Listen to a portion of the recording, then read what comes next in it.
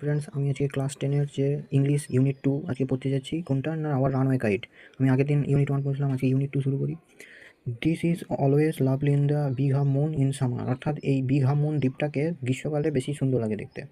When it is fine the harbour is blue and calm, যখন এটা খুবই শান্ত থাকে, হারবার বন্দরটা হচ্ছে একদম নীলচে শান্ত থাকে। With little wind and ribs, ribs উচ্চারণ আর পিপিএলএস রিপলস উচ্চারণ করলে হবে, অর্থাৎ একটু একটু বাতাস এবং হচ্ছে বিভিন্ন ঝোড়ো হাওয়া।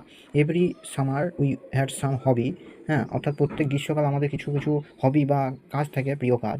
The last summer before Dick and Mimi came we were crazy about কাজ, আগের গ্রীষ্মকালে আমরা হচ্ছে খুব ঘুড়ি নিয়ে আর কি ক্রেজি ছিলাম, মানে ঘুড়ি নিয়ে মেতেছিলাম আর কি, যখন মিমি আর ডিক আসে নাই। A boy in the mainland showed Claude how to make them, একটা মানে ছেলে, ওই মূল ভূখণ্ডে বসবাসকারী একটা ছেলে ক্লডকে দেখিয়ে দিয়েছিল কীভাবে ঘুড়ি বানাতে হয়। Back on the Eastland we made plenty of kites, অর্থাৎ আমরা বাড়ি মানে ইয়েতে ইসল্যান্ড থেকে ফিরে এসে হচ্ছে অনেক পরিমাণে ঘুড়ি পাঠালাম। এই PLENT হয়, প্লেন্টি মানে হচ্ছে অনেক।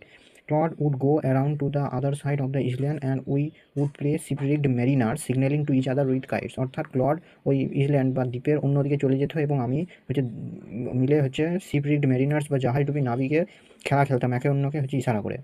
We had a kite that was big and covered with lovely red paper, আমাদের ছিল একটা ঘুড়ি যেটা হচ্ছে খুব সুন্দর লাল রঙের কাগজ দিয়ে মোড়া ছিল।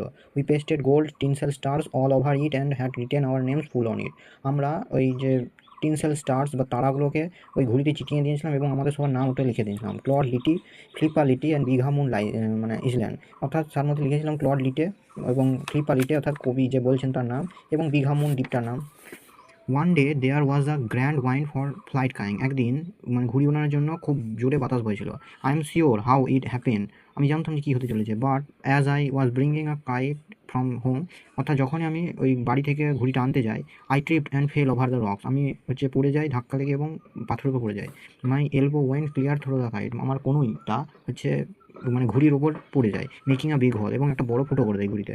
উই হ্যাড টু মানে hurry to fix the kite if we wanted to send it up before the wind fell, আমরা খুশি হতাম যদি আমরা ঘুড়িটাকে ওই বাতাস চলে যাওয়ার আগেই উড়াতে পারতাম।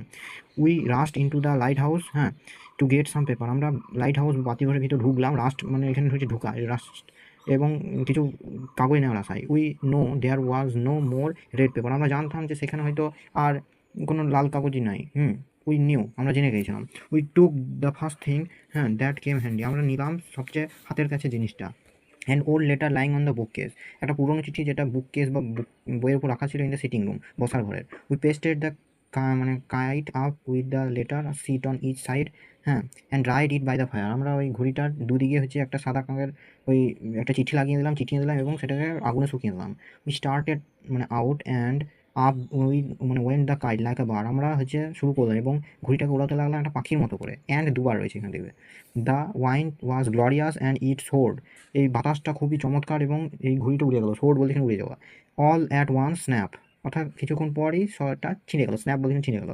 অ্যান্ড দেয়ার ওয়াজ ক্লড, সেখানে ছিল Claude standing with a bit of cord in his hand looking foolish, সে দাঁড়িয়েছিল ক্লড আর কি, এই তার হাতে একটা সুতো ধরে বোকার মতো। Our kite had sailed away over the mainland, আমাদের ঘুড়িটা হচ্ছে ছিঁড়ে গিয়ে উড়ে উড়ে ওই মূল ভূখণ্ডের দিকে চলে যেতে লাগলো। এর পরের কাহিনীটা আরও বেশি ইন্টারেস্টিং এবং একটু বেশি বড় আছে, তাই ওটার সাথে দেখবে তোমরা।